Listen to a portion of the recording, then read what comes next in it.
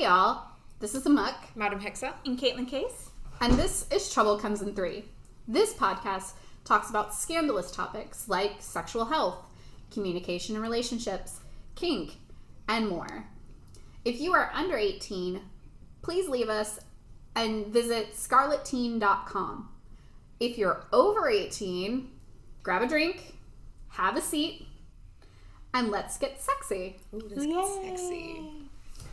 Let's get sexy. So, tonight's podcast is my mom's fault. Yes. No, but it's a good one. Inspired by another. It's mom's fault. I feel like wasn't one of our first episodes Yeah. also Actually, our very first episode was mom's fault. The like vocabulary one, I think. Yeah. Introduction vocabulary. Yep. Yeah. Thanks, Mom. I don't know if she actually listens, but You should send her this one though. You should. So we were having one of our weekly chats, and she's like, "Oh my god! I saw this thing and thought of you." And always a that great can start. go anywhere. Always a great start when it's mom's involved. You're like, "Oh, did you?" Could be a chip flavor. Could be a movie. I was just telling her how a relative had contacted me out of nowhere after we haven't spoken in 7 months or some shit like that, to ask me a sex term. Okay. And I was like, so clearly your reputation precedes you. Oh yeah. This is the same born again woman who is like, hallelujah. Now what else besides 50 Shades? Oh yes. I love it. That thing. So she messaged me to ask what a spicy accountant was. Ooh. So favorite. I was like, okay, hold on. Accountant. Yeah. So I'm telling my mom this story, oh hey, this just happened. It's pretty funny. Right. And she goes, oh, I saw on the TV something for you. And I was like, oh God. Which is also generally my response when she's like, right. I thought of you. Okay. Yeah. I was like, yes. So I wait with bated breath. She goes into a story about how she was watching something, and then it said something about Hulu, and then it was about this other thing, and then she finally gets to, because she runs around on tangents like I do, she's telling me about, this woman who does this stuff, and people pay her $1 million is how much she earns. I was like, wow, it's a lot. Maybe not quite that much, but a lot. Yeah. And she's like, and she never takes off her clothes. I didn't know you could do that thing. Welcome to the world of fetish. Right. And she was like, and the girl was saying, now, mind you, my mom told me she had only watched a preview, but she knew a whole lot about this episode. It was a very detailed preview, wasn't it? Very detailed. Because then she went in on the fact that the woman talked about how she is a BBW, and how that's a niche market. She doesn't look like everybody else who's on those sites. Doesn't look like a supermodel. Right. I'm like, yeah, no, that's a thing. That is a big niche. Mom, that's what I do.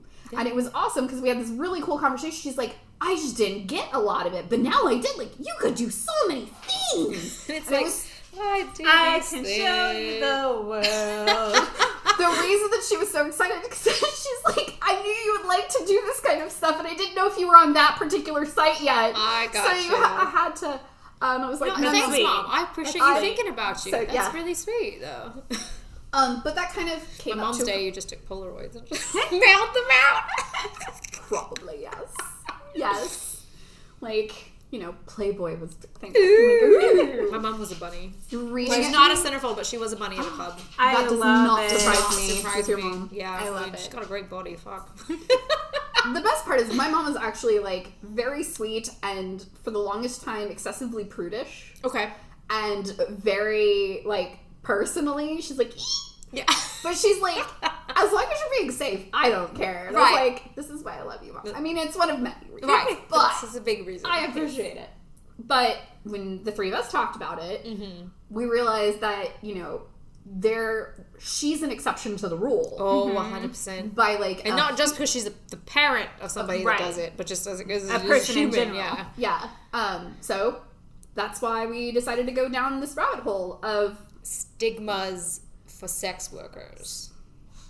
let's just start for a second, because I feel like sex worker is like, it's an umbrella term, guys. Very much so. It is. I think people automatically assume you're a sex worker, you're a prostitute. Now, you may be a prostitute, but that doesn't necessarily mean that you are a prostitute if you're a sex worker. There's a huge umbrella of different, I guess, flavors or varieties of sex work. And, like, I think a lot of people, especially, like, the older generations, we didn't have the internet. Right. Yep. I can actually say we didn't have the internet when I was little. Coming up of age. It wasn't readily available for everybody.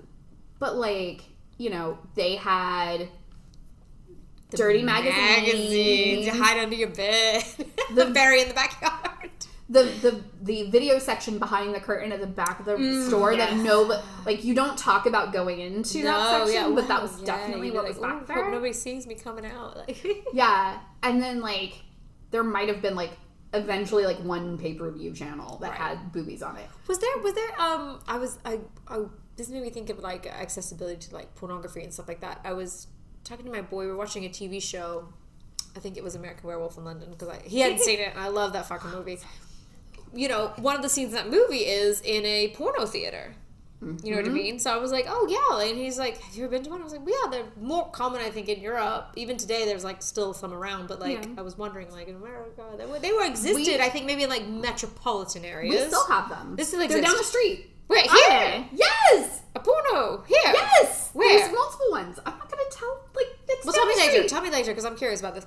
Because, like, I'll say it's over by the stadium. Oh, okay, I gotcha. Yeah, no, because there's We'll quite a seedy establishment in the U.S., but it's a little more, like, clean cut in Europe. So I just was wondering, like, that also was, like, part of the, like, access to pornography.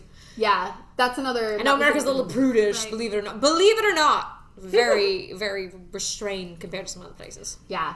It's funny, our relationship to, like, violence in media.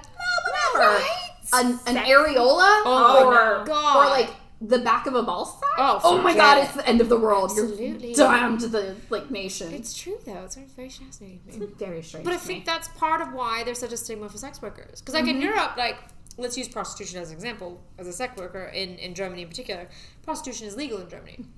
But, like, prostitutes in Germany are not like you see here in the States, where it's illegal and you're, like, on the street and it's kind of like a weird kind of transaction. It's kind of seedy and things like that. In Europe, it's like you work at a brothel, you probably live there, you get room and board, you have to be, you get medical care, you're tested, you're allowed to refuse clients. There's, like, a whole process, and it's like it's a capitalized industry, but it's also heavily taxed. So it makes sense. And we have that in very explicit places. Yes, like Nevada, I know. Like Nevada, okay. My grandma, I don't think Louisiana is like this anymore, but back in the day, perhaps, when my grandma was, like, I'm thinking in her, like, 40s, maybe? Okay. Maybe earlier. Her granny's a bit old, so that put it back. I mean, my grandma's 80. Right. So about, yeah. But I definitely am my grandma's granddaughter. Because she told me about the trips that her and my grandpa, when they were in port, because he's in the Navy. She's like, when I was going to New Orleans the first time, she told me all about, she's like, I feel like New Orleans breaks all the rules, doesn't it? Yeah, she's like, the women in the windows, they're just so pretty. You can go in. Like a red light district. So my mom is a good red light district, though. Grandma's telling me all about the love it. The red light district. The red light district in New Orleans. So we have it in these very tiny pockets. Okay. But it's more of, like, I feel like even then it's kind of a novelty. Like, 100%. It absolutely it's a novelty for that reason, because it is so it's like sparse. almost like a tourist attraction in a way, like in a perverse way, I guess. But yeah, obviously in a perverse way, I guess. But outside of that, again, and that's specifically prostitution again. That is just a sliver of, like, the umbrella that is sex work. There's a lot of things that have fallen into that. What you were talking about, your mom's example, is sex work. Yup. Fetish photography, fetish modeling. You see these different sites where you can do videos and things like that, whether you're posting what would be considered traditional pornography, or even if it's something not inherently sexual but fetish-based, I still consider it sex work, because you're getting someone's jolly off with this weird bathing suit picture, you know, that kind of thing. I think the quarantine this year has seen this shit come up to light. It's been going on forever, guys. It's not a new thing. But I think the mainstream discovered it. I think that a lot of people who were open to the prospect and were like, oh, that's cool, other people do that thing. Yeah. I saw a lot of people go, I've lost hours at work, or been laid off, or they've been laid off, or and so they turn to, oh, well, I could cam, which is if you're doing like traditional like camming work, it's live work. You get on a camera, you're interacting with people. Yeah, you're interacting with people in real time and things like that. So I think a lot of people have gone to that, or have gone to some of the different like fan-based sites. Yeah. Or things like selling their panties or their socks, or because then it's, you know, it's kind of removed. Mm-hmm. Well, a little bit, become, The live I think requires like obviously your interaction with people live. Now I used to cam, but I used to cam specifically for fetish stuff. Mm-hmm. So I would do like straight razor shaving, or if I would play with my slave or something like that, I would sometimes cam that shit because it's shit I'm already doing, and you can just enjoy it. I was not a very good cam girl. I don't have the patience for it. This is a skilled work. Yes. I don't have that skill set. And it's emotionally taxing. It is. It's exhausting too, because you got to be on there for hours. Like it is a full-time job for some people, and it is at minimum a part-time job. Yeah. Yeah. And I think a lot of people don't realize that, like, I'll admit because I've done like pics and video, like set videos and things like that, but I had not cammed until like the fall before pandemic hit was I think when I joined. Yeah.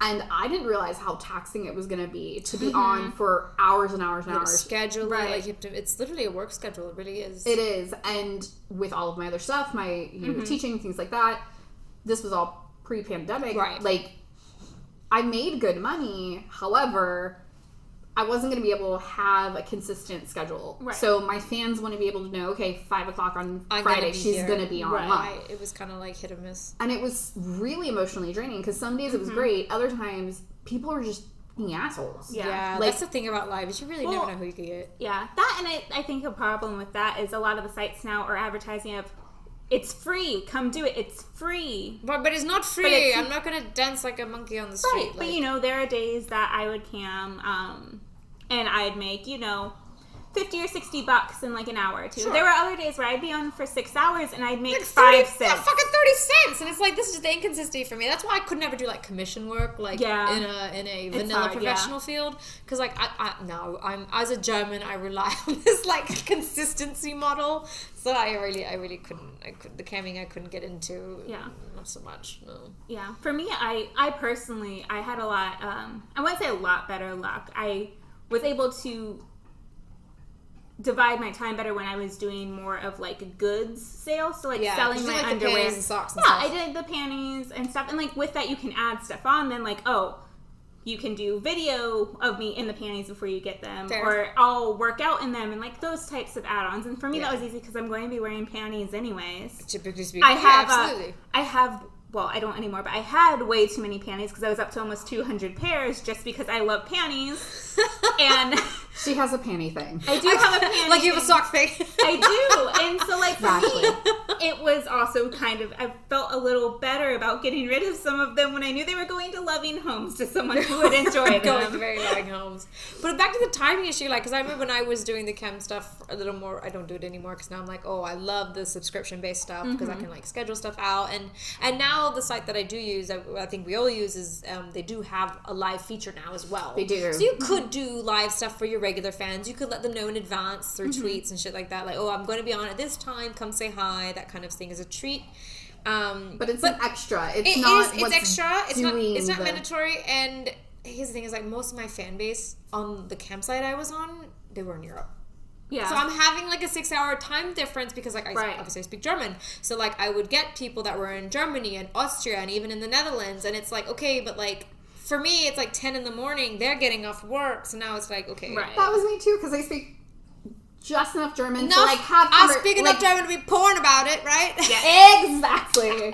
I speak enough German to like have a light conversation with someone, particularly about sexy things. Right, because I can learn this vocabulary. Yeah, exactly, yeah. But yeah, so a ton of my people were in Europe, and I'm in... They're better spenders, but it was just hard to match with them because of time-wise, because also, like, I do have a day job, too. Right. So I'm like, okay, well, I can't really spend 4 hours in the middle of my work day on with you, yeah.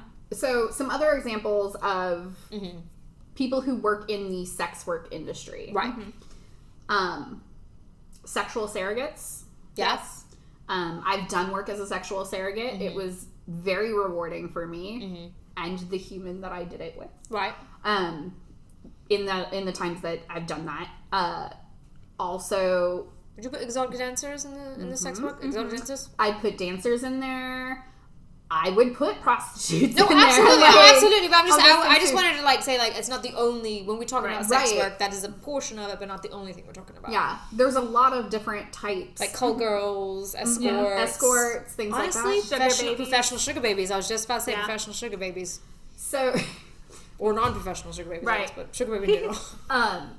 one of the conversations with this thing with my mom was we were talking about being supportive of like sex work, like sex workers and things like that. And my mom doesn't know all of the nitty gritty, but she knows I do these things. Right. Because she asked why my pedicure was a tax write-off, and I was like, well, because people want to pay money to see my feet, Right. and they want them to be pretty, Right. So there's that. She's like, huh, cool, like, but we're talking about it, and she's like, because I We'll do a told whole her, episode on taxes later. Don't worry. Yeah. because I told her we were doing, I was like, oh, you inspired this thing. At first she was like defensive. She's like, no, I support, like, and I'm like, It's yes, not a Mom. bad thing. Exactly. No, we know that's why we're doing it. Yeah, and she's like, well, it's just like, I mean, you're not going out and prostituting yourself because that might be a little unsafe.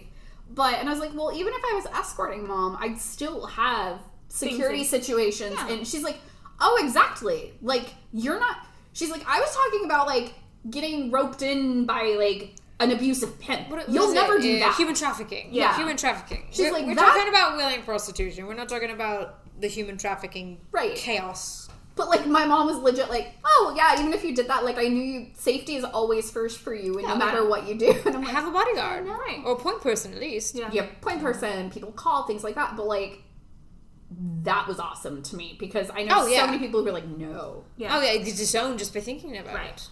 I called out a coworker. Ooh, tell us And more. it was hard because I was like, Do I want like, to do this? And you're like, I'm gonna do this. because it's not that I have a 9-to-5 as well. Yep. Kind of sort of job. And I was having a laid back conversation with some of my coworkers at the end of the day about the new city that I moved to. Right. Because I'm no longer in the Tampa Bay area. I'm Right. a little outside. And they made a comment about how, oh, I really wish I lived in that county because your sheriff is super hardcore. They don't let this. They don't let this. Yeah. They No don't let strip clubs. They're like, they don't let sex workers of any kind up there. And da da da da da. I'm like, So I better move. You're like, now I will point out he is a father of a teenage girl. He is a cis white male who is very Christian. So in his mind, like, They're sex keeping work them safe. equals like the degenerates of society. Yeah. And I was like, Those people.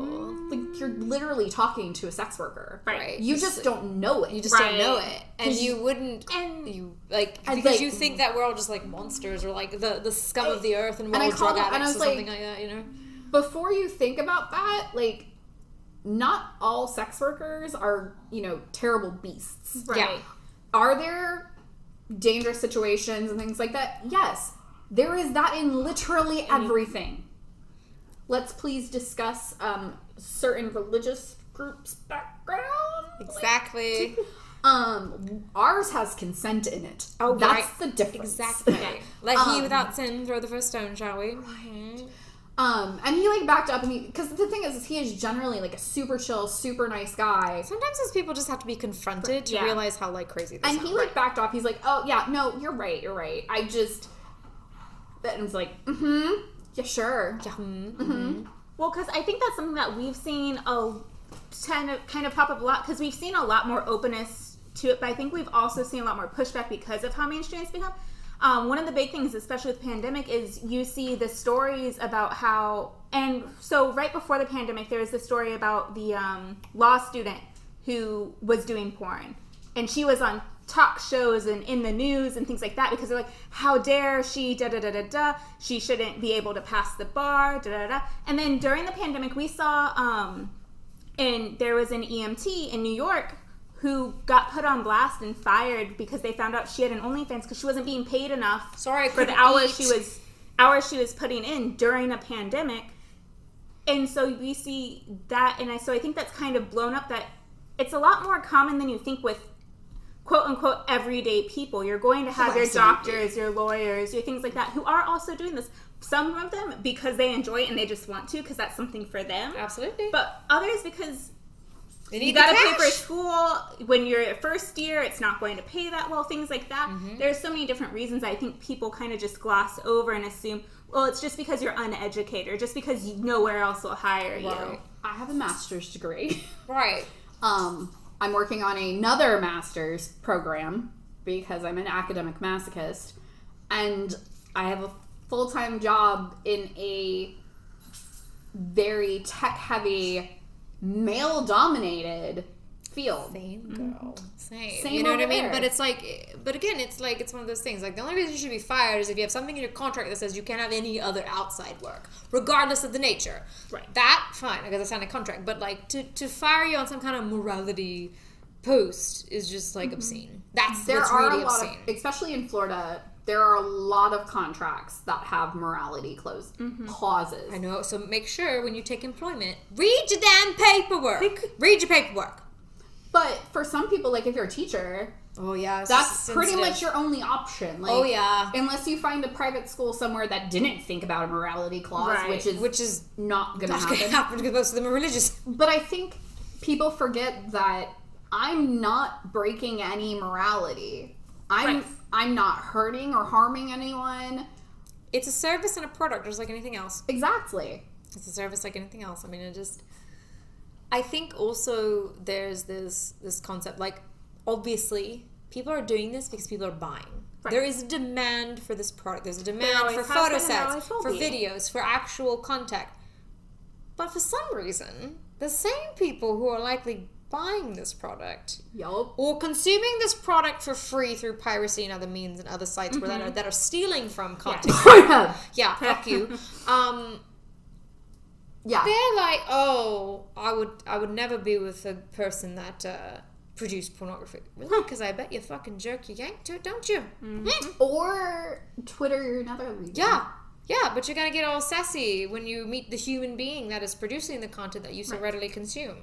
Well, if you're going to buy porn, guys. Buy it from content creators. Don't be like that. Don't be that guy. Don't be that person. I think there's been that disconnect for so long that people forget that there's an actual, like, live human being behind all these things going on. It's not just this character, this fantasy. We're not a virtual reality game. Right. I mean, there is stuff for that, but we're not it. Like, yeah, but you paid for a live person. Here I am. You know, that kind of thing. Right. But I think it's been such a disconnect so long that it's kind of been like that inhumanization. They don't have to think about who's behind it. Now that more people, they're coming to terms with the idea that they could know people doing it, they start to freak out. Could be your sister, could be your brother, could be your cousin, could be your friend, could be your teacher, could be any of these people. I have a terrible habit of finding all of the humans I know on sites.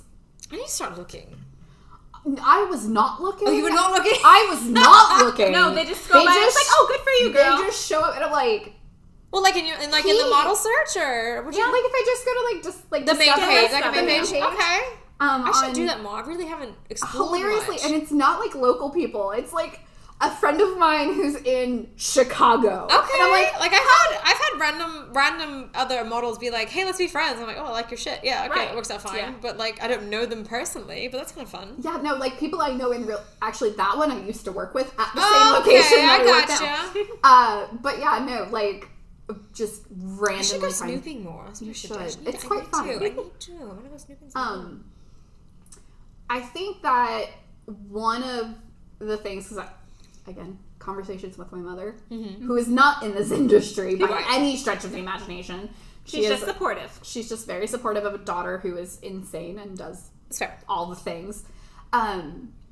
We were talking about like the effort that goes into it, and I think that a lot of people think that being a successful online, whether it be cam worker or just for fans, are going to be people who are, you know, it's super easy. Yeah. You just get on, you post some You take one picture and I made $45. No. Very, very few people are that lucky. You have to build, like, it's about building relationships. Yes. Even if it's not, like, online cam work. Even if it is a subscription fan base, like, which is what I primarily do.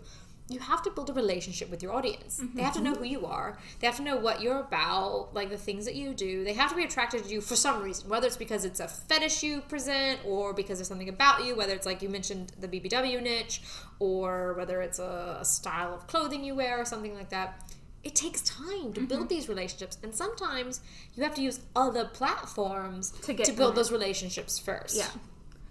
So 2 snoots, but I think we've seen a lot of that too, but that's kind of always been a thing, because even with kind of before the online like cam work and fan sites, we saw it a lot with strippers. Oh, it was about, You know what? Fuck it. I'm just going to quit my day job and become a stripper. Honey, I ain't got the arm strength to be a stripper. You kidding me? I would look ridiculous on a pole. But it was the thing, because it was seen as low class work, not a lot of effort. Easy money. Be a pretty girl, shake your ass, you'll make all the money. And that's not how it works. And the same goes. Well, I'm not athletic enough.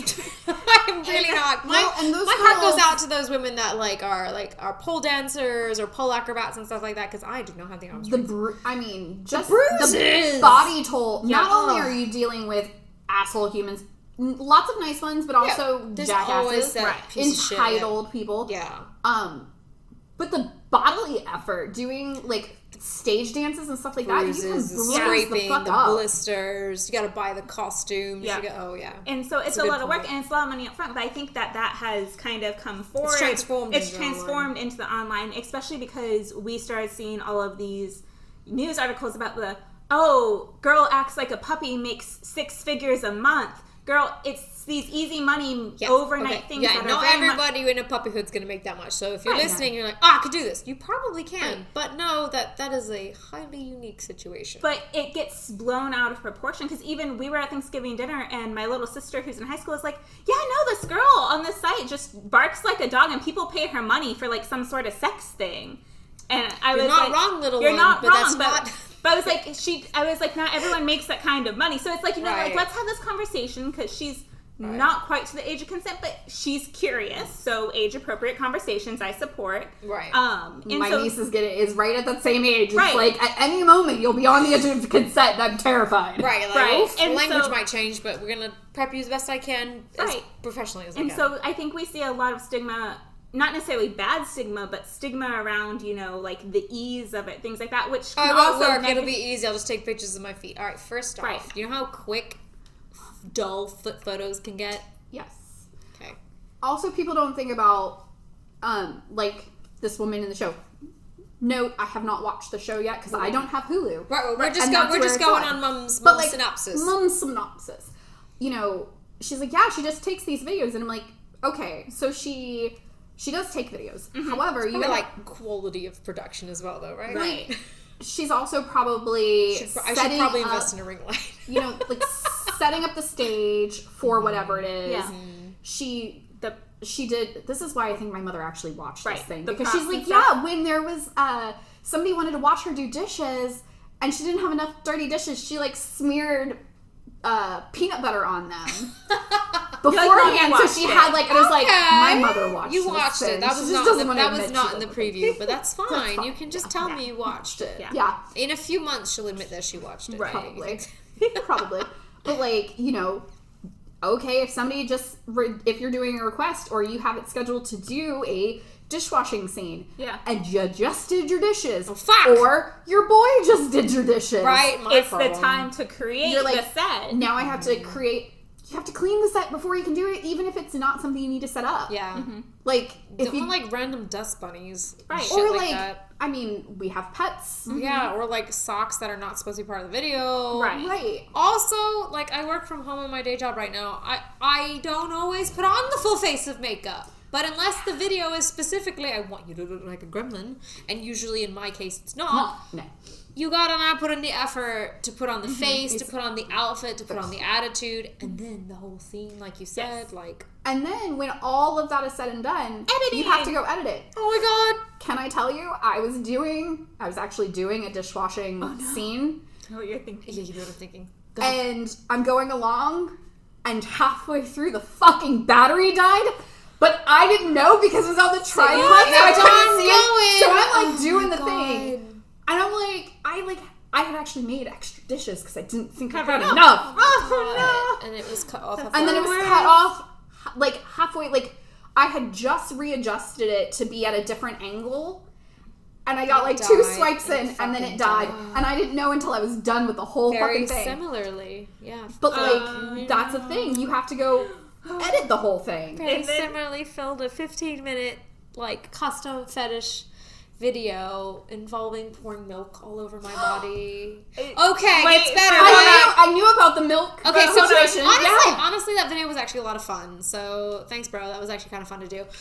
I had fun. I'd done like the whole like Rosie the Riveter look and like amazing. the vintage bathing suit. It was super fun. It was actually like the milk was really cold. Yes. It's fantastic. And so like I finished it. I was like coming in, whatever, and I plug in my drive to. I was gonna save it from my little thing from the camera. What do you call it? SD card. Yeah. Onto my. I have like an external hard drive to store all my work on because the computer only holds so much. Cool. Right. And I was like, there's old stuff, and in an attempt to delete the old stuff, it wiped the whole thing. Oh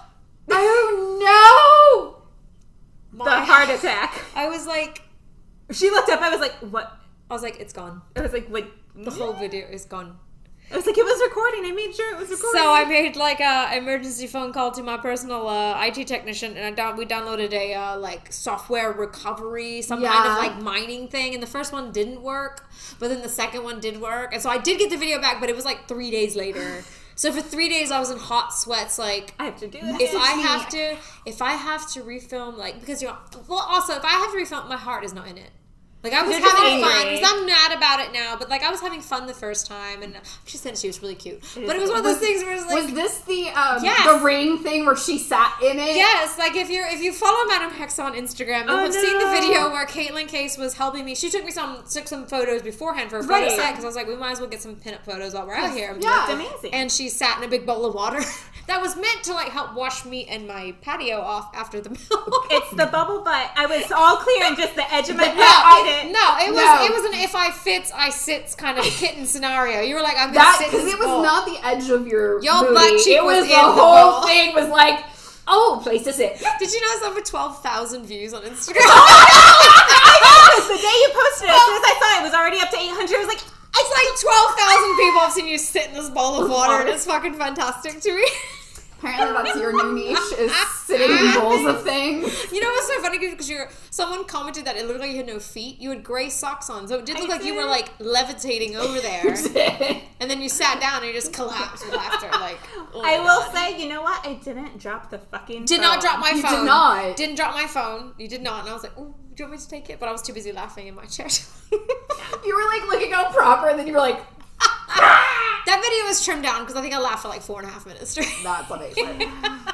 But that's like, again, that's all the behind the scenes shit that you don't know from the outside, or even when you order a video. When you order a custom video, it's like some fantasy, some seamless production. It's like just produced and there it is. And people don't think about the fact there's bloopers, girl. Oh yeah. We have to put money out for this. Mm-hmm. You think that band suit was free? Well, that band suit was free. But the makeup, the milk, the time of another individual. Yeah. You know, we're lucky we can help each other film exactly. stuff. But there are a lot of people who don't have that, so they have to hire or they're paying someone who is assisting who could help do that. You know, lighting and all that. Fortunately, I was using my fucking floodlight, but that worked out well for the outside video. But like inside, it's like, oh, you gotta think about like ring lighting and things like that. Shout out to Shade Tree for editing. doing our editing every week. Yes. So one of the other areas I think kind of do a bike wash video. You went down to that. You should bring your bike over. She'll help us move it onto the patio, and we can have a sexy motorcycle wash. So if you're interested in biker babes and bubbles, check out our own Spassy account. With goddess style bodies and BBW. There we go. D's. There's no D's. Well, there's F's, but there's D's. Bodies. I'm a D2, shut up. You're gonna have to wear something cute and be like the hose girl. I have the perfect thing because I just ordered a new bikini and it is only spicy site appropriate. It is pasties. I was like, damn it. I mean, it's still cute. Sorry, you were saying something. No, so I think another kind of area of sex work that gets a lot of debate on if it's actually sex work or not is the sugar baby industry. Because it was something that was around kind of it's been around for a while, but before the whole fan-based sites and cam sites really started to pick up mainstream, you heard a lot because before you saw EMTs on like those fan sites, it was college students who are sugar babies and things like that as like the top news. When Seeking Arrangements got hacked. And let me tell you the number of people. It was like something Heather or something like that. That was the cheating site. That was Madison. That was the affair site. My ex-husband was in that one. Oh shit. But I was like, that's a story for another day. Site. That's different. I still love him. Yeah. He, we healed after a decade, but still. And so I think that's the one that there gets a lot of debate because it is such a broad category. Because you will have the people who it's genuinely just time only. Like, I'll text you can take me out to dinners, I'll go on vacations with you, but we don't send you a spicy pic. But I'm gonna have my own room at the villa. Right, like I'm not going to physically be involved with you. And then you have the ones who will physically be involved with them. And I always thought like the hands-off one would be like perfect. I like the idea of that because I just don't have a lot of time. Like I can text you all day. Oh, but I will make things time like for that shit. But I tried for a while. I didn't have many like actual minutes. I had one guy. We missed that window. That was my thing. Is by the time I figured out that was like a real life thing, I was already like 27, and that was my window. Like, I got a young face, but don't look at my driver's license. I got a couple of them. I got a couple through it that were good, but I also had a lot of flakes and a whole lot of like. Do you want to know how I fucked one of mine up? Do you want to know how I fucked one? So nice guy, obviously an older gentleman. And he, of course, had a motorcycle on top of, like, his nice cars and things like that. And I fucked this up because we'd been talking for a while. And I'd gotten a couple, like, cash app things. Go buy yourself something nice. Get your nails done. Oh, so nice. Thanks so much. Oh, my God. Take pictures of it, that kind of thing. Really nice conversation. We went, here's how I fucked it up. He's like, oh, yeah, I'd love to take you out of my motorcycle. I was like, oh, yeah, I've got a Harley. Da, da, da, da. And he's like, oh. I was like, oh, no, I took the novelty out of it. You're ruined it. Oh, no. Shit, I can't be the cute backpack. I fucked it up because I was like, oh no, I was just supposed to be thoroughly impressed by your dad bike and I just fucked it up. So that's how I fucked which probably was my only chance because again, I was too old. But it was like young enough looking that I could like lie a little on the age, but I fucked it up on the motorcycle part. Yeah. I did. I'm kind of in my I'm starting to get towards the top of it because I'm if you're gonna do it, you better do it. I know, I gotta get on it. But so hey, if you are a sugar daddy or sugar mama, honestly, sugar mama. Probably sugar mama preferred. Yeah, I did chase a sugar mama one time. I didn't. Yeah, I get better luck from guys, and it's actually funny because my mom and I had this conversation last weekend because we were out somewhere. Our mothers. Oh well, mine's the not supportive one of the pack, but we were out somewhere. She's supportive of you being financially stable, right? But we were out somewhere, and she said something. And she's like, "Oh my God, like." She's like, the old you just won't stop staring at your tits. I was like, he can buy us drinks, and she was she goes, but you have a partner. She's like, you have a partner. Why don't you want like her to buy you things? I was like, she's not here. Is she here? I was like, because she made the point she made. She's like, you feel weird about being spoiled by your partner, but you're okay being spoiled by random people. Okay, like, it's not spoiled. I'm using his ass. First off, I was like, here's the thing. He likes looking at my tits. I like tequila. Ta-da! And I say using, and I don't mean this in a negative way, like, so human beings like to be useful. Yeah. Using people, I think, is fine. Misusing people or abusing people, not good. So that's what I'm saying. Yeah, I'm using him, of course, because he wants to see my titties and I would like a shot of tequila. Right. This is the economy. Right, and so we were kind of talking about it, and she's like, that's kind of funny though. She's like, but you don't like men. I was like, I don't mind spending time with men. I'm not gonna fuck him later. Right, I was like, my thing is, I don't mind spending time with him. If what he wants is someone to sit at the bar and listen to him and tell a story about his golf trip with his buddies last week, I am that girl because I will listen, I will nod, I will lean forward and let my cleavage show. And he gets his rocks off feeling good. He's like, I got to talk to a pretty girl. You gotta tell them, to be useful. You gotta tell them that you feel safe with them. Yeah. Oh my God, you're so easy to talk to. So the difference is that there are people who, they're comfortable with, I'll buy you some drinks. You're going to sit here and talk about my camping trip or my golf trip or my business motorcycle trip, that's not nearly as cool as yours, but you're not going to tell me that. I had a bigger bike than he did. Right. Oh, I regularly have that problem. And I don't even have a big bike. Can I just say on the record that I really liked driving your bike out to you because I was like, because you have a super low, right? And I felt like a little bit like a toy at first, and it's so much lighter than mine that when I stood it up at the gas station, I was like fucking threw it. Didn't, but I was like, oh shit! Sorry, you're like, catch it. But it is. It no, might be super low. But she is all Harley. Yeah, she's not. She fucking go. But it was really cute because I was like, whoops. I do it. And she's my bike. Yeah, I almost yeeted her there. But the difference is between somebody who is going to be respectful, but just because that girl wagged her tits in your face doesn't mean you can touch or take spoke to you or said hello or accepted that drink you willingly bought her. Does not mean she owes you anything. Right. And I think that's where you kind of run into some of the issues of, okay, well, I bought you the drink, I bought you dinner. Now do the thing. Now we're speaking in generalizations because we are cis women and our experience is mainly with cis men. But this is gender irrelevant. But I've had it with gender irrelevant. But so in case anyone's like getting hopped up on the pronouns, this is gender irrelevant. But from our experiences as cis women, this is kind of like the standard operating procedure. I'll say disclaimer. One of the things that one of the stereotypes that I hear a lot about people who work within the sex industry is that the people that we interact with are just like horrible humans. They're the suckers, they're pathetic, that kind of thing. Or they're manipulative, they're using you, you're doing this, like, I'm like, I got paid for this, so I don't feel that used, to be honest. No, and I've been doing this for years. I control my content. Exactly. I can just block you if I don't want to work with you. I will say that moving from the cam site to a subscription-based site. Yeah. I joined Just for Fans forever and a half ago.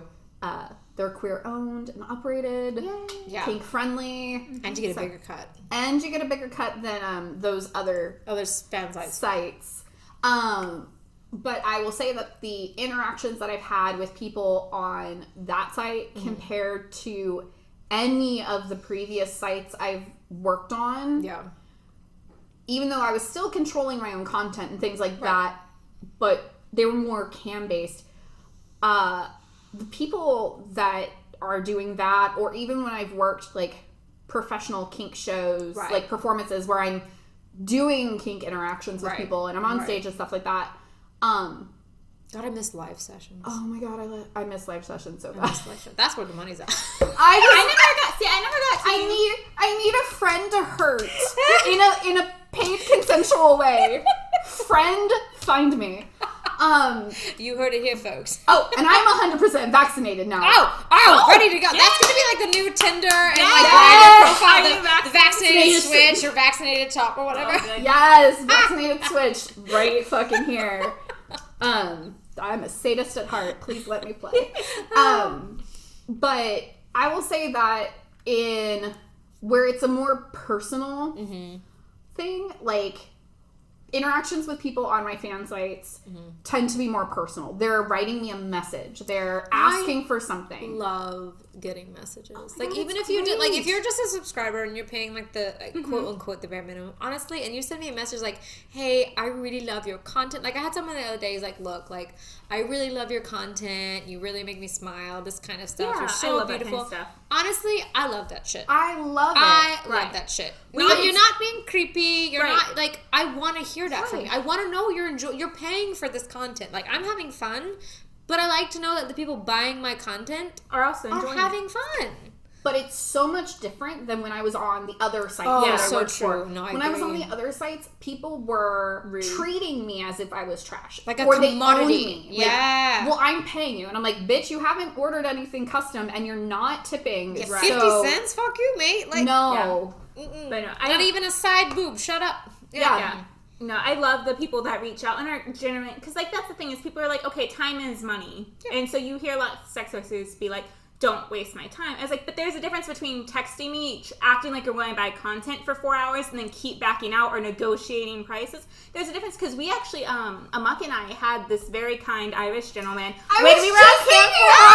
He was a pastry chef. And he'd always get on. And so the thing is he'd be like, work is kind of in and out right now, but he would like, you know, come in the comments, praise us, try to drive other people to tip. And he'd like send us little messages. He'd send us pictures of like, he's like, oh my gosh, he's like, sorry, I had to run out, I had to go to work, but look what I made last night. Show me! Yes! I'm like, yes! So pretty. That, or like, be like, no, I took my kids to the park and da-da-da-da, and he's like, but I hopped on, and he's like, I just got these few credits, I sent them to you. He's like, I was hoping by like tipping you that, like, other people would start, and so he'd try to drive like, oh my god, you're worth so much money, I have to go buy more. I was like, you are a trooper. The folks that I miss you. I say bully, but encourage others, like especially in a camp situation, to start tipping. Someone has to start that waterfall. Someone start the war. And my boy is notorious for getting in comment section and bullying. That's how you got that lingerie. That is how I got my lingerie. I mean, the thing is that a lot of people don't think, like, girls who are doing like cam modeling,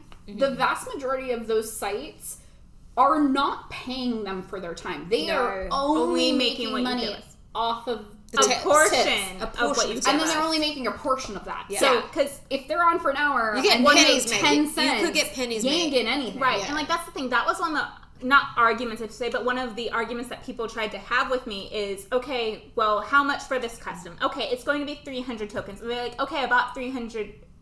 They'll be like, okay, well, I just paid the $30 for like 300 tokens. Like, no, but it's 300 tokens to, like, it's this price to me, not what you paid to get them, because that's a different price. I'm not going to get that amount. Exactly. And so you get a lot of people, well, no, because I paid the money, so you have to give me what it was like, but that's really not how it first works. off, I don't. You can just use the tokens elsewhere, sort of thing. Right. And so, but that's one of the big things. So, like, as a respectful thing, don't negotiate prices. Right. If you want the product from this specific person... I do offer discounts. I offer discounts, and I'm not upset about if somebody asks me, like, I am actually all about negotiating my prices, because if you're going to be a regular customer or something like that, I will work with you, because if you're going to be if it's at least your second video, we're now friends. Right. First video, you ain't get shit. And I guess I shouldn't say don't negotiate, but there's a difference between being like, hey, I really want this. Don't haggle. But I have people who will start and they'll set it and they'll be like, oh, they're like, okay, I was like, okay, it's set, and they'll start it, and they'll be like, drop it or I'm leaving, and you don't, because if they leave within the first minute for some of the sites, you don't get the money at all for that minute. That's why I love coming. I just can't and keep so up with the rules. And so it's like, okay, but no, we agreed this is the price. That, or they'll be like, they'll message you, they'll be like, okay, I'm ready to go private, but you have to drop your price. It's like, no, this is the price for private. And so then you're like, okay, well, now I've just spent 4 minutes telling you, no, I'm not changing my price. I missed out on this thing. Because a lot of the sites, you can't see the whole group conversation and private messages that sometimes you have to flip back and forth. And so you'll start to miss things if you're trying to keep someone could be offering running. you a better deal, and I missed it now. Right. That or well, I can't do it on this site, so leave and come on to this site, and I'll pay you through the third party. No. You pay from wherever I'm platforming. And also, like, that's the thing is, so I do third party things. But if third party video though. If I talk to you on that site about it, I'll get kicked off of the site and they'll hold my money. Because there's a competition rules and things like that. But it's also for the safety, because they can't protect your... They can't control it. Mm-mm. Yeah. Absolutely not. And that's the thing about pricing as well, though. Whatever platform, if you are somebody who's looking to get into sex work, whether it's the subscription-based stuff or cam-based stuff or whatever, make sure you price yourself appropriately.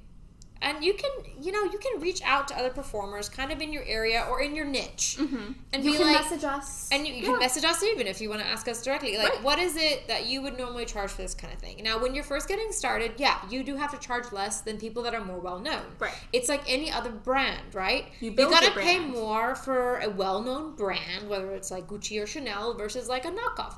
And that doesn't mean the knockoff is a bad product. What it means is you just don't know this other product that well yet. Mm-hmm. And once you start to build that platform, then you can start to charge more on base with your peers. And you have to be willing to do it consistently. Absolutely. Yes. If you're not going to be able to put in at least a couple hours a week, even for just like a fan site where you're not, you're just doing, because there's also, besides like actually creating the videos or photos and editing and all of that stuff, you also have to handle all the social media, all the promotion, all the communications that come from it. And don't ignore them. If they're talking to you and they're trying to... They they're gonna try to get a custom content. Yeah. 9 times out of 10, if I'm getting a message, somebody is gonna be requesting custom content. Right.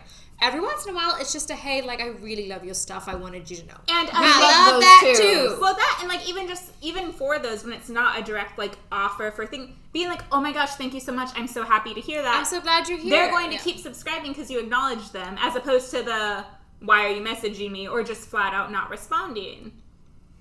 So what are other stigmas around sex work that we've encountered? It's dirty. Everyone has STIs. Oh. Dirty, I would say, yeah. I will tell you, most of the sex workers I know have some of the most stringent STI, like, preventative, like, safety protocols. Yeah, safety protocols and stuff. Like, even if they aren't interacting physically in person with anybody, they still are because you really, typically are more educated when it comes to sexual health when you're in this industry. It's just kind of one of those things that go with it. Kaitlyn has a lot of thoughts. She has a whole face full of thoughts. Thought, because so earlier on Facebook I was scrolling, and that post that comes around every so often where it's like, man, I wish I could get a girl that fucks like a porn star, and it goes, how to fuck like a porn star.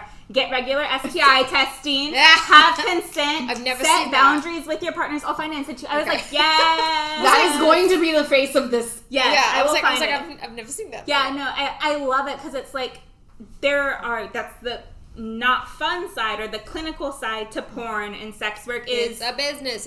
It should be regulated, but these are the regulations that are self-imposed by the people that are in the industry, I would say. Also, honestly, it's really sexy if you have communication and you're handling your shit and you're getting tested. Look at this. I care about you. I care about my body and what happens to it. And thus I care about what I can do to my partners. Exactly. Fuck. But I think that's a really big stigma that I hear a lot, because that's kind of goes in line with what we were talking about earlier. Dirty, uneducated, low rent, all of these things. Desperate, yeah. Like, you're in desperate straits, so therefore... And there are a lot of people who do get into it. Sure. For a lot of the people who got in during the pandemic was because they needed to make some money, extra money or money, period. Right. Yeah. But I didn't get into it Me neither. like 10 years ago. Yeah. To be like, I mean, it was like nice that it made money, but it was honestly just because it was fun. Right. I mean, right now I'm using it to build a house. Right. But it's like, again, it's nice that it's one of those things that I do it because it's fun. Yeah. It's just nice that it makes money. That, and I think that there's still, even kind of to build off of that, there's that stigma that if you do it because you're desperate or only out of needs, that then it becomes wrong because it's not empowering anymore. You're not a feminist for doing this now because you're doing it just because you had to. Needs-based sex work is completely valid, and that's something I see within the sex work community, a lot of arguments of, well, you're making us look bad because you have to do it and you don't like it, so you shouldn't do it. If I need a job, I need a job. Right. Just because I chose this industry, it doesn't make a damn difference. Right. It's like, I don't always like going to my 9-to-5 office job and talking to people on the phone all day, but I still do it. No one shames me how I'm desperate for money. I need to have a job because I got bills to pay, but nobody bats an eyelash if it's outside of that industry. Right. And so I think that's another kind of like stigma within a stigma. Yeah, kind of like the infighting in the sex work umbrella as well. Yeah, especially that too. In between, with the inflation of like online based sex work, you see a lot of people who are shitting on full service sex work, which leans more towards the actual sexual like those people that are like, I'm a sex worker, but I'm not a prostitute. Right. There's nothing wrong with I'm not a prostitute. Right. It's like, whoa. There's nothing wrong with full I didn't assume you were, work. but even if you were, yeah. Well, and there's a lot of people who, camming's fine, but sex work is really dangerous. And like, prostitution is really dangerous. Everything in life could be dangerous. Right. Someone could hack my campsite. Someone could leak info off campsites. There are certain campsites where when you sign up for them, part of what you're agreeing to is that they can sell those videos, or those videos can be pulled for external sites. I have 5 of my videos that an ex-partner of mine actually messaged me, and he was like, hey, so my buddy sent me this video of you, and I don't know where he got it, but it looks like you're doing like cam stuff. And it's because when I got onto a specific campsite, part of the contract was that they could do it for promo purposes to a separate non-pay site that would redirect them. Terrifying to me. So read your paperwork. That's one of the other reasons I really like Just for Fans. They're not gonna do that shit. Because they actually, like, protect their credentials. They offer health insurance They do. That's offer awesome. health insurance. Fucking, I was like... And, like, I looked at the plan, because... It's a good plan. I have health problems, so that's always a concern of mine. It's always good to look. I mean, you know... It was actually not that bad. And honestly, like, we're trying not to call out too many companies, but bravo to Just for Fans. Yeah. But honestly, because that's the kind of, like, this is a need that's being filled, right? Mm-hmm. You're seeing an influx, like you said, of people kind of trying this out or kind of ramping up their production when it comes to, like, the online sex work. It needs to be protected. Yeah. And this is the way that you keep your workers, and this is the way you protect the industry, and this is the way you really set the standard for the industry, and hopefully kind of, like, remove some of these stigmas as, like, any other kind of, like, online platform. Yeah. What was your sneak? One of the other companies that I do want to call out for helping work to break down the stigma and to support people within the sex work industry it's called a group called Pineapple Support. I love them. So Pineapple Support provides 24/7 online support. They also do free and reduced therapy and things like that to all performers or producers who've been active in the adult online industry within the past 6 months. Okay. So if you are having a work-related issue or not work-related issue or any kind of issue and you need support, this organization works to support us. Okay. And is this only US? I don't know. I believe they're US and UK. Okay. I have to check again, but when I spoke... the librarian will check. Yeah, I think when I spoke to them, because they were actually at one of the previous FetCons okay. after they launched, and I've seen a lot of people use them and heard great responses. Because I think that's another thing that doesn't get seen a lot is it is emotionally taxing and it is stressful because there are issues that arise specifically from this type of work, whether it's my job found my fan site and I got fired and my family found out. My family found out, or like, you know, people have like lost friends in this industry and that they have to deal with grief. USA, UK, okay, cool. Yes. Sorry, I was like, yay, my memory worked. High five! I remembered it, but I really like that because I'm a psych student and I want to go into like sexual health side of psych, and so it's like I like that you're a thing. But you know what? Speaking of like the emotional tax that goes into it, and this is one thing. Like if you're just getting started and you're not making $1 million, I think it's very important to not feel that you're not worthy. Yes. To not feel that you're not attractive, to not feel that you're not like good enough for this. You're not good enough, like not even the creepy people on the internet want me. Okay, first off, they're not all creepy, so get that out of your head. I am. I'm creepy on the internet, but it's not like the yes, but we're creepy off the internet too. Oh, creepy person too. But it's one of those things where it's like, don't let that like crush down your self-esteem or make you feel like, okay, it takes work. Like we talked about earlier in the episode, you have to build the audience, and that sometimes takes time, especially if you're doing something or that is quite common, or if you look away that is quite common on whatever platform you're using. Find a way to differentiate yourself. That's really key. Find your niche and differentiate yourself however you can. Yep. Another one that I have had a million times asked of me, and I'm sure you guys have too, is, but what if X finds out? What if your job or your family or whatever? Just have to cross that bridge when I get there, I guess. I don't know. As much as I would love to say, like, oh, fuck all that, it doesn't matter. Like, you're an independent human being, and as long as you are over the age of consent in your locale and you aren't breaking any laws, like, what the fuck? But the reality is that people do lose jobs and family. There are lots of people that are not supportive of this. There are lots of areas that have, I mean, we live in a state where morality clauses are more often than not included in our contracts, and they're very vague. They're like, anything that I deem it could be drinking on your Facebook page, and they could be like, nope, bye. Yeah, if you it can be interracial dating. Yep. Yeah, and they don't have to tell you what it is neither. Nope, because we also live in a right to work state. Yep. So literally, they could be like, I really don't like the fact they're like mixed things, so we're just gonna like they're not a good fit for the job. Yeah, No. That's the unfortunate reality that we live in. So I know when I first decided to start putting provocative and or naked images of my body on the internet, I had to really think about it. Please think about it. Even if you're not selling it, even if you just want to post a cute picture on internet Instagram. is forever. Yeah. And the internet is for porn. Yeah. If you haven't watched that show, go do Yeah. it. I have prominent tattoos. I have a half sleeve. I have tattoos on my chest and my back. Identifiable, yeah. Very identifiable.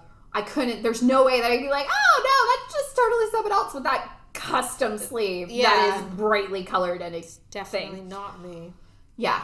So I had to think about it really hard. Am I comfortable if somebody finds this picture, even though it's on what's supposed to be a private site, Doesn't matter. The sheer number of times I've run into like bosses at kink conventions, like oh my god, all the time. Or with anyone who says like, "Hey, don't I know you? Where do you think you know me from?" Because that's about to change this conversation. Like, don't approach me in public, please. But I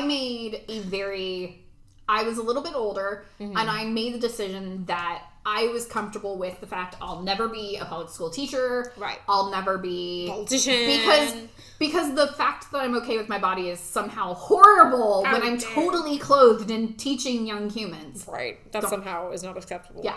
You know, something like that. I'm not going to be a politician unless I'm going to be an openly queer, indigenous, tattooed, sex working politician. Like, so I might not get elected, but I might try. Right. Like I might probably just be like an advocate of some sort. That's more like a what do you call it? Like lobbyist. Not a lobbyist because I'm not going to be like shady and gross. Oh no, not a lobbyist because you don't have millions of dollars. That's different. No, I want somebody to give me millions of dollars. I just don't know. No, advocates are poor. That's different. That's fine. That's fine. That's why I do porn. Right. Exactly. But I had to come to that realization. Also, I have she's now a teenage niece. She was like 4. Right. Like, my family knows how to use the internet. She might eventually somehow find me. Could happen. What if my grandpa found out? Like, what if, like, I had to think about these things. Yeah. I decided that I was okay taking those risks. Right. And I slowly disseminating, because I am very open, I'm lucky that I can be very open. Right. I disseminated that information out piece by piece, a little bit here and there. And so that, like, there's enough information that if it ever shows up, like, my grandma is not gonna, like, lose her cookies. Fair like, enough. Honestly, she'd probably just, like, critique my outfit. She'd be like, really, that one? Right. Like, are you sure that was the angle? The lighting. The lighting was not good on that. Like, thanks, Graham. I love my grandma. My sister, who is definitely more the prude, she definitely likes most of my photos on Instagram as well. So I'm like, get it. But like, so I did that.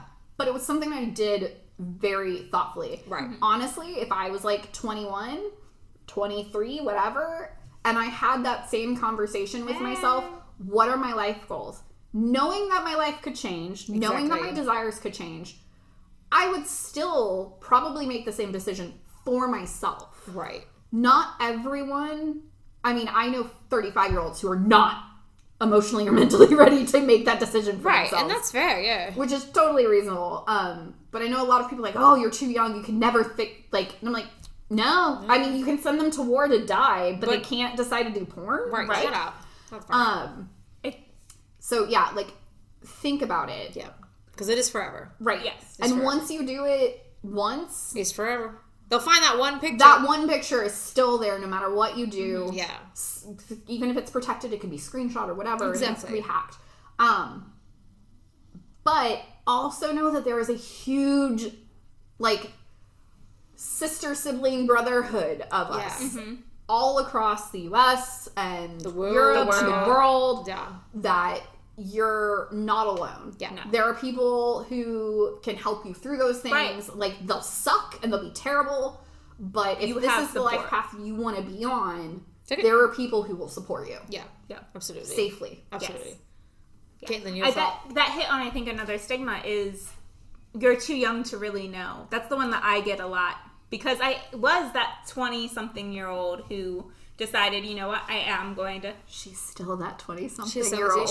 She's but let's just emphasize for a minute that you were over the legal age of consent she was in the country that you were living in. Yes, before I you got was into over it. the I just age. want that for disclaimer purposes. I was over the age of much. 18 in the U.S. Perfect. That's all I needed to do. And I decided that was what I wanted to do. I knew I wanted to be a psychologist and things like that. And when I started to kind of dip my toes in the world of sex work with more the quote-unquote hands-off things like selling my panties or things where I'm not necessarily doing like full nude videos or things like that, it was with the understanding of, okay, but what route do I want to go in psych? Because there's a possibility if I do this, I'm not going to be able to be a elementary school psychologist. Right.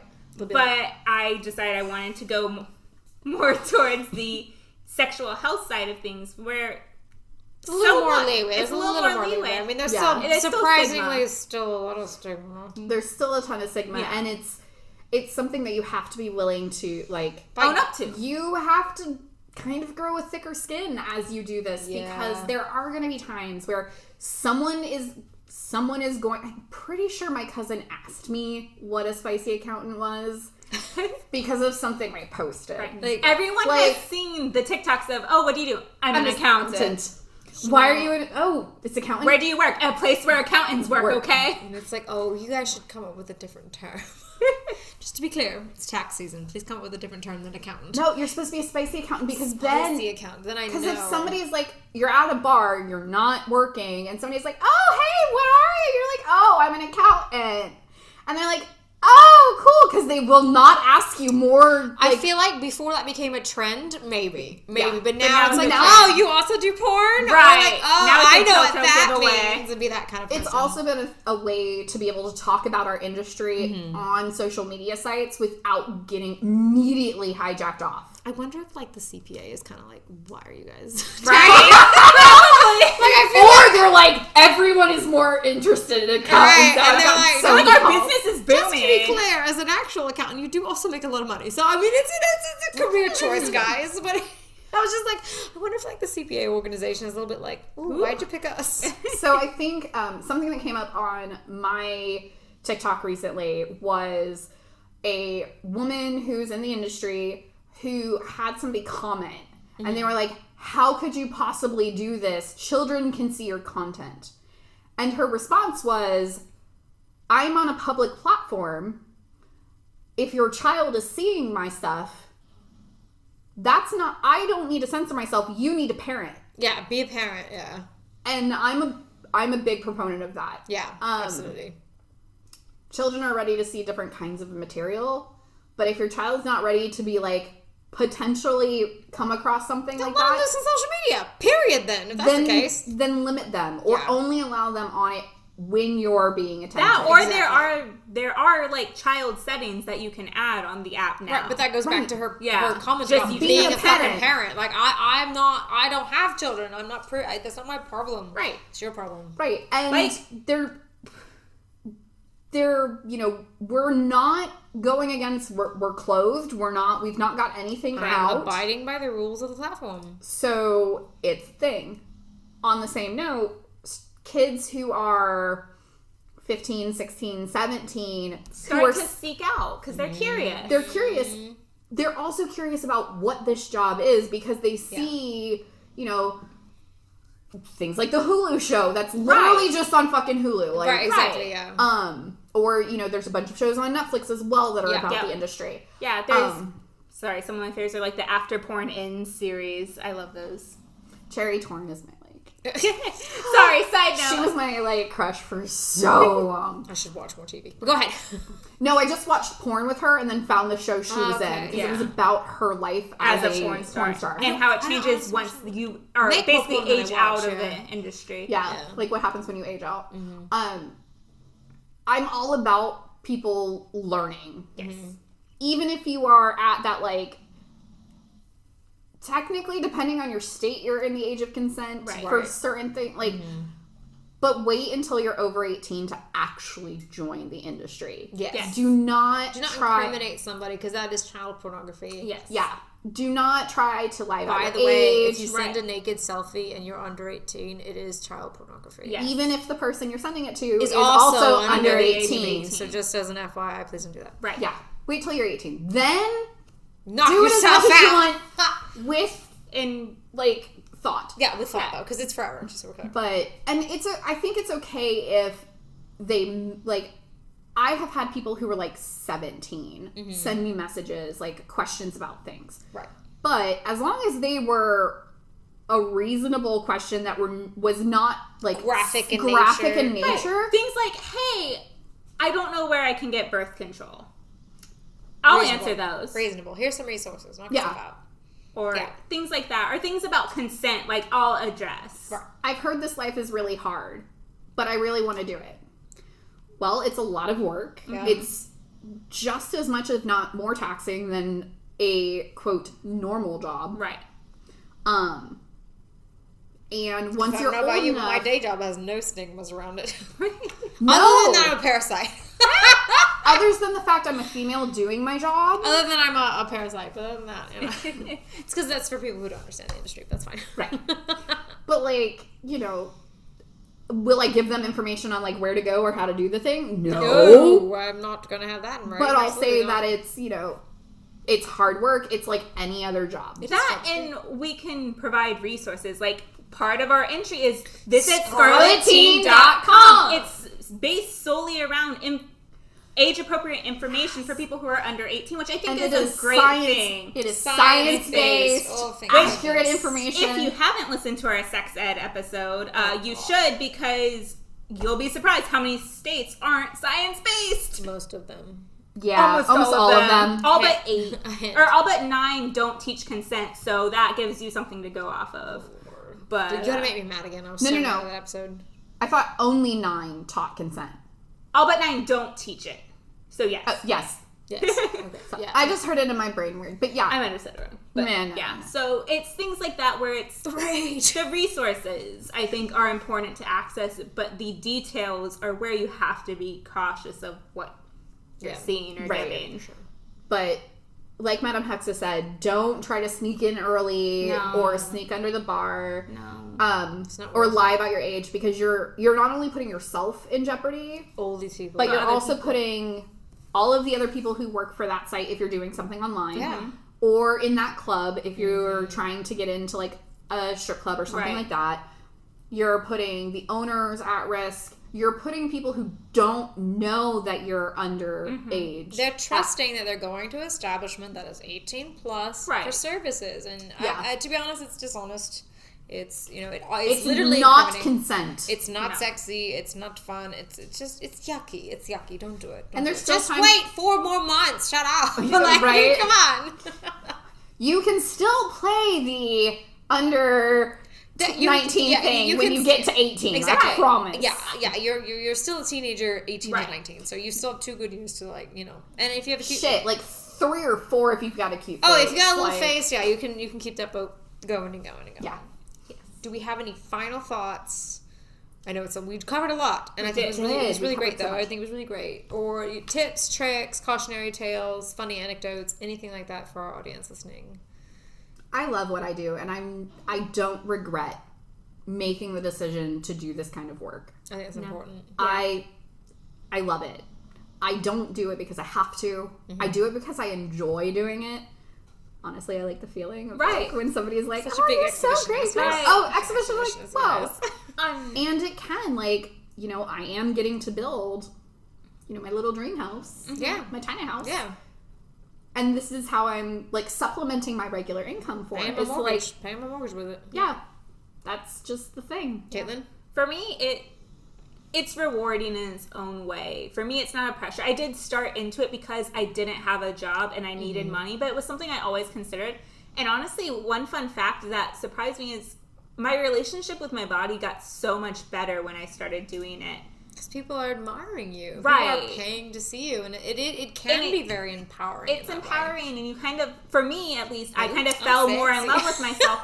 But it also helped me build a thicker skin because it got me exposed to kind of those negative comments of, you won't fat bitch. You won't drop your rate to $1 an hour. Fuck you, you're a whale. I didn't want you anyways. And for me, normally, so typical, isn't it? that used to be very damaging to me because I'm like, oh my god, they're so right. I should have just given them what they want. But for me, I can be like, fuck you, you cheap bastard. Like, it kind of helped me build up that kind of tough skin and relationship with myself and respect for myself. And confidence in your worthiness. Which was a big thing. You are more worthy than their negative words. Right. And I don't think I'd be there if I wasn't in the sex work industry, honestly. So, like, for me, that's kind of like an added bonus to getting to help people in the monetary value. Yeah, I would definitely second, like, the confidence booster, you know, because, like, growing up, I was always, like, the fat friend, like, the ugly I was the duff! the Designated tomboy. ugly fat friend! Yeah, you know, and I'm still the duff. Actually, I grew into it, but that. now I'm like, Stop I'm the badass duff. Right, but I love that movie. But it's one of these things where it's like, it's, you know, so yeah, it is validating in a way to have people that you don't know online say, oh, you're beautiful, I went to see you, I went to all those things like that. And I think it goes back to my point is pay for your pornography. Yes. Like, pay if you're buying sex work, whether it's custom video content or it's full service sex work. Or a lap dance. Or a lap dance at a club. You need to value the product. This is a person that is doing a job that other people don't want to do. And whether they're doing it because they fucking love it, whether they're doing it because they need the money, a little bit of both, the reason doesn't matter. It's a service like anything else. And you need to be prepared to pay for the quality of product you want to receive. Yeah. Also, my final, sorry, I'm getting No, That's fine. Do it. Whether you are a, quote, prostitute or escort or dancer at a club or cam girl or multi-million-dollar company porn star. Yeah. We all deserve the same amount of respect and support. And that's more than zero, by the way. Yes. Not only within Monetary. ourselves, but also outside. Yeah. Right. We are all valid sex workers. And the stigma.